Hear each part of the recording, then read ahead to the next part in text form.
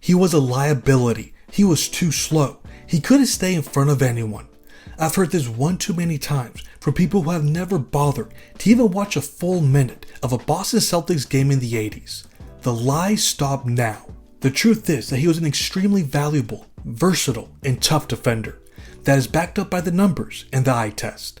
I've seen it for myself, and I have my friends at CLNS NBA History Storytellers who were there to witness it all. With the help of their analysis, we'll be able to reveal the truth of the matter.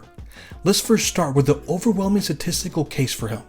He currently ranks 31st all-time in career defensive win shares, 38th in defensive box plus minus, and 9th in career steals in the playoffs. But that's not all. He led the league in defensive win shares in 4 seasons. He finished in the top 10 in defensive box plus minus in 5 straight seasons. From 1980 to 1986, he finished in the top 10 in defensive rating with the exception of 1983. In the 1984 season, he finished as high as 2nd. From an analytical perspective, he never hurt his team on that end of the floor. He brought tremendous value on defense for the Celtics. Let's be honest, would he have those rankings and numbers if he was a poor defender? I know there are some who hold more weight on the advanced metrics than others. Can we truly trust what the numbers say? First question, is it true that the analytics say that Larry Bird was the Celtics' most valuable defender for a period of time? Well, that's news to me. I don't know. I think we didn't have analytics at the time, as you know. It was not it was way in the future in all sports. So this is a revelation to me that something they had any way to compute. I can tell you this: he was an underrated defender, and I've got some ammunition for that. People are going to be shocked to discover that Larry Bird was actually all defensive second team 3 years in a row, 82, 3, and 4.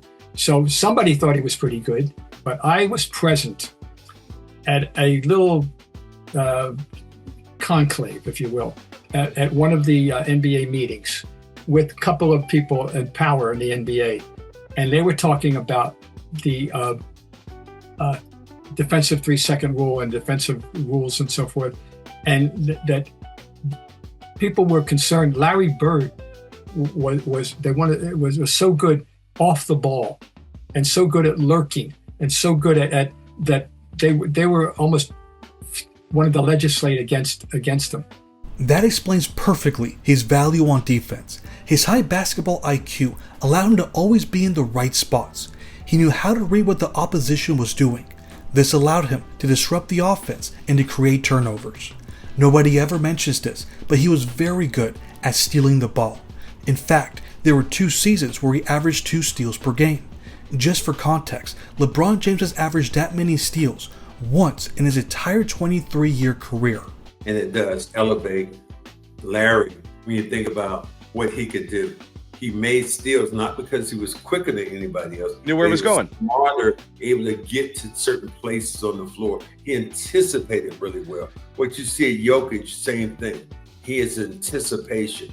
Mentally, again, he is up here and everybody else is kind of down here. Remember what Larry did against the Utah Jazz in 1985.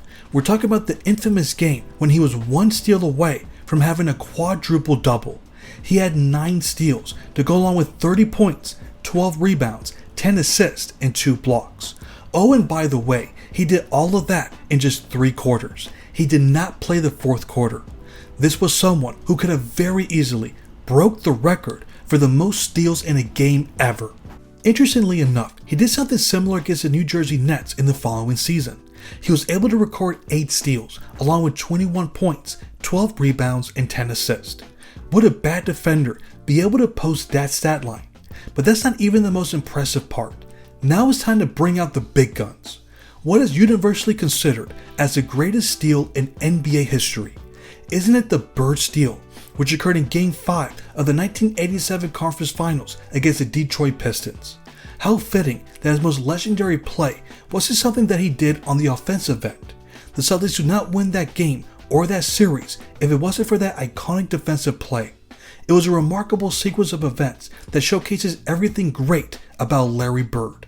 And Chuck Daly was telling me to call timeout because I'm the guy that takes the ball out.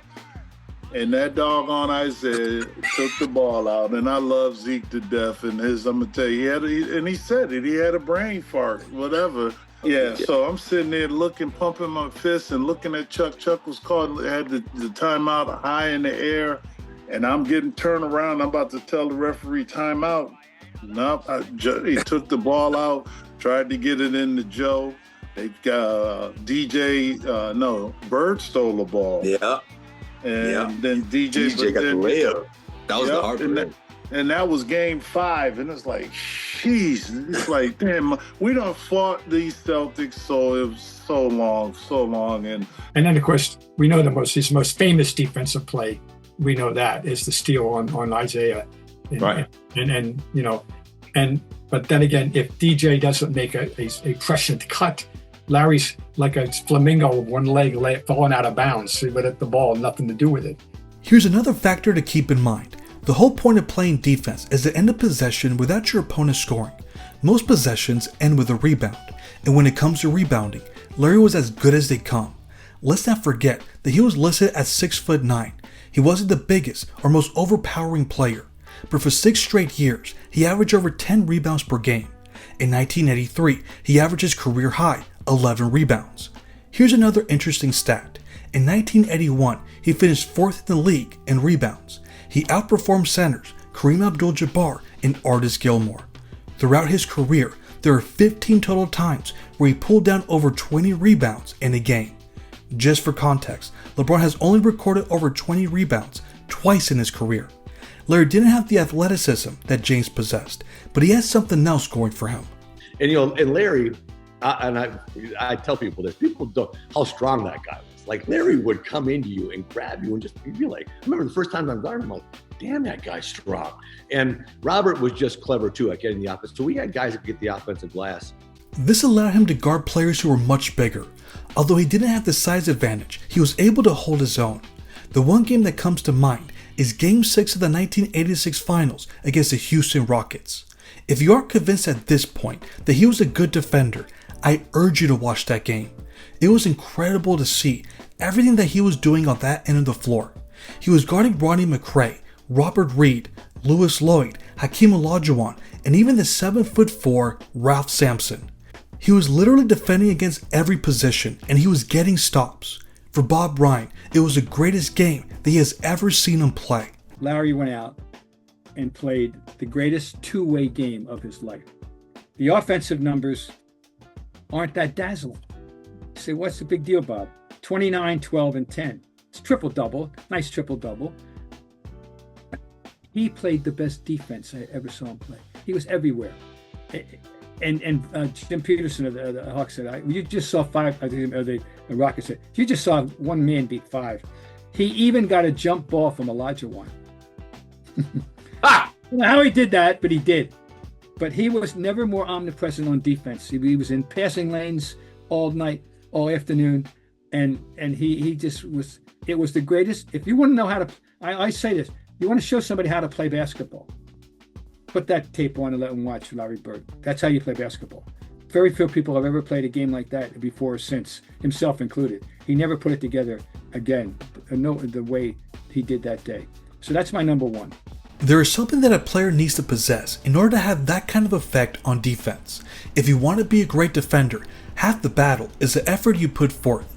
Some players try to conserve their energy by playing half-spirited defense.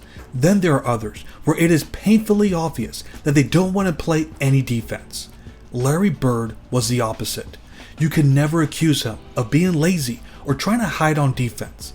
He was going to put 100% effort and make things tough on you. This was something that was common knowledge during his playing days. For example, check out what Larry Brown said in 1982 about this subject. How many guys of his stature will be diving after loose balls, playing the hard defense, scrabbling for rebounds on a Thursday afternoon in front of a small crowd? That's what makes him so great. He plays hard all the time. In 1984, this is what Hubie Brown said. He's the real key to their defense. The entire Boston team played great defense, but the one that purists noticed was Bird. He reminded us of a middle linebacker, the way he roamed around out there. His ability to clog the lane, double team, and strip the ball were keys to their defense. In that same year, the United Press International wrote that Bird is constantly named to sports writers' all hustle or all floor burn teams despite his superstar status. They referenced a quote from Larry, who said, "For the money they pay me, the least I can do is give them my best every time." They later added that Bird would still die for loose balls in meaningless games at the end of the season. That is why we can't say that he was a liability on that end of the floor. When you're putting that kind of effort, your team is always going to benefit. However, I don't want to hide the fact that he wasn't the greatest on-ball defender. He did have some limitations, and the Celtics would rarely have him guard the other team's best player. Bob Ryan doesn't deny that either. So does that mean that he was a bad defender? Would you ever consider him a poor individual defender? KC or Fitch or KC, they weren't putting him on Dominique. You know, that was Kevin's job. They weren't putting him on. He wasn't guarding Michael, but then again, Michael was a guard, so don't have to worry about that. And he didn't guard Magic. Magic was a guard anyway. But the way, you know, with certain people, I mean, it would be vulnerable, but he was still better than people realize. Whatever it is, he would have figured it out. I'm sorry. He whatever if it had to do with basketball, Larry would figure it out. I'm sorry. Whatever it is. Right. That's it. It had to do with basketball. He'd do whatever was necessary. Larry Bird deserves a lot of credit for making sure that his weakness didn't hurt his team. Instead, he focused on playing team defense at the highest level, and he was able to acquire some defensive accolades. It eliminates all claims that he wasn't a complete player or that he had major flaws. The reality is that he is one of the most complete players the league has ever seen. That includes his defensive abilities. But what about you all? Do you agree that he was a great defensive player? Do you think he was the Celtics' most valuable defensive asset? Let me know in the comments. Thanks for watching.